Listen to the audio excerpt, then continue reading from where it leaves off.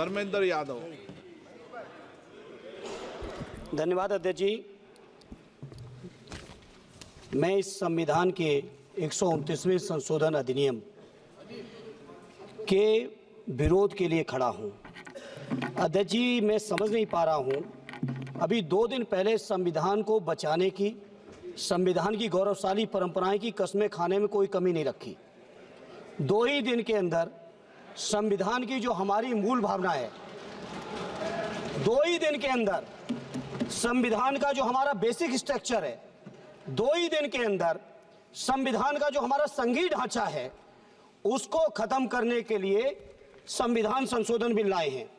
मैं मनीष तिवारी जी से सहमत हूं और अपनी पार्टी और अपने नेता आदरणीय अखिलेश यादव जी की ओर से कहना चाहता हूं, ये बिल पूरे देश के जो अलग अलग भेष भाषाएं, संस्कृति, क्षेत्र की जो मान्यताएं हैं, जो हमारे संविधान निर्माताओं ने बहुत सोच विचार के मंथन अध्ययन करके ये संघीय ढांचा तैयार किया था, राज्यों का गठन भी किया था, संस्कृति के हिसाब से, क्षेत्र के हिसाब से, भाषा के हिसाब से, परिस्थितियों और समय के हिसाब से।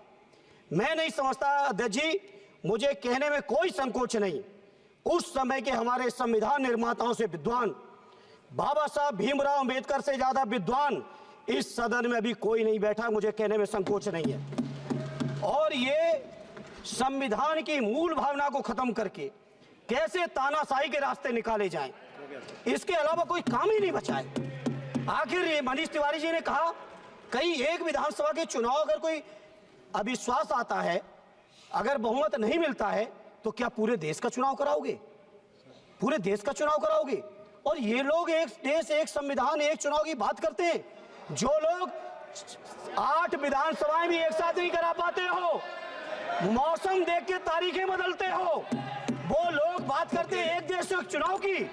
इसलिए अध्यक्ष जी, मैं अपनी पार्टी की ओर से, अपने नेता आदरणीय अखिलेश यादव जी की ओर से इस बिल का पुरजोर विरोध करता हूं और आपके माध्यम से देश के जनमानस से कहना चाहता हूं, ये भारतीय जनता पार्टी के लोग तानाशाही लाने के नित नए रास्ते लाते हैं। जो 8 विधानसभाओं का चुनाव एक साथ नहीं करा पाए, 4 राज्यों के चुनाव एक साथ नहीं करा पाए, वो पूरे देश की लोकसभा और सारे प्रांतों की विधानसभाएं एक साथ कराने की बात करते हैं।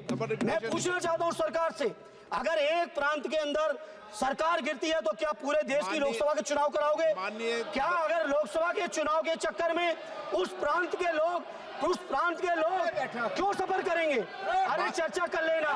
अरे कुछ नहीं बचा है, कुछ नहीं बचा है आपके पास। अध्यक्ष जी, सदन को थोड़ा सा सिस्टम में लाएं।